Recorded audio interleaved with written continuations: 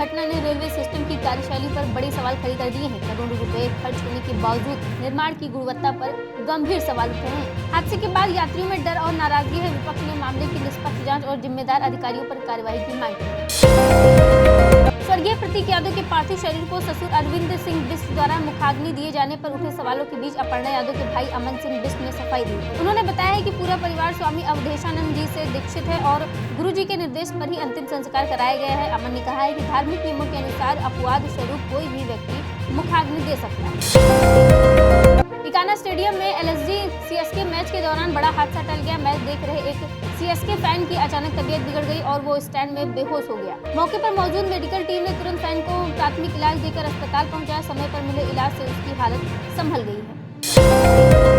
योगी आदित्यनाथ ने महाराजगंज दौरे के दौरान जिले को 208 करोड़ रुपए की बड़ी सौगात दी है। सीएम योगी ने 78 विकास परियोजनाओं का लोकार्पण और शिलान्यास किया। इस परियोजनाओं में सड़क, स्वास्थ्य, शिक्षा और पेयजल से जुड़े काम शामिल।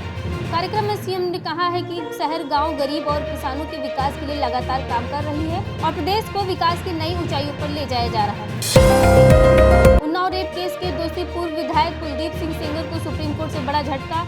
सुप्रीम कोर्ट ने दिल्ली हाई कोर्ट के उस आदेश को रद्द कर दिया है जिसमें सेंगर को मेडिकल आधार पर राहत दी गई थी। कोर्ट ने साफ कहा है कि गंभीर अपराधों में कानून से ऊपर कोई नहीं। इस मौके के बाद सेंगर की मुश्किलें फिर बढ़ गई हैं। यूपी में पेट्रोल और डीजल की कीमतों ने आम जनता की चिंता बढ़ा दी है। राज्य के कई शहरों में ईंधन के दाम करीब 3 रुपए प्रति लीटर बढ़ गया है।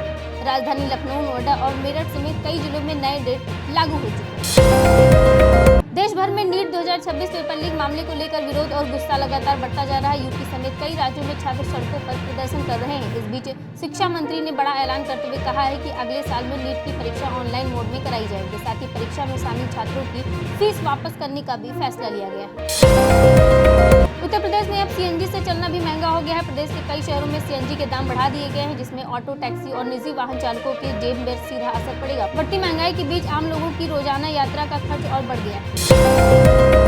गैस सिलेंडर के बाद अब पेट्रोल और डीजल की बढ़ी कीमतों पर सियासत तेज हो गई है। अखिलेश यादव ने केंद्र सरकार पर हमला बोलते हुए कहा है कि महंगाई ने आम जनता की कमर तोड़ दी है। अखिलेश ने आरोप लगाया है कि सरकार जनता को राहत देने से पूरी तरह नाकाम साबित हो रही है। यूपी सरकार के राज्य मंत्री जसवंत सैनी शुक्रवार को सहारनपुर से शामली तक साधारण रोडवेज बस में सफर करते नजर आए। यात्रा के दौरान उन्होंने यात्रियों से बातचीत कर परिवहन सेवाओं का फीडबैक लिया। मंत्री ने कहा है कि जनप्रतिनिधियों को जनता के बीच रहकर उनकी समस्याएं समझनी चाहिए। उनकी सादगी की अब हर तरफ चर्चा हो रही है।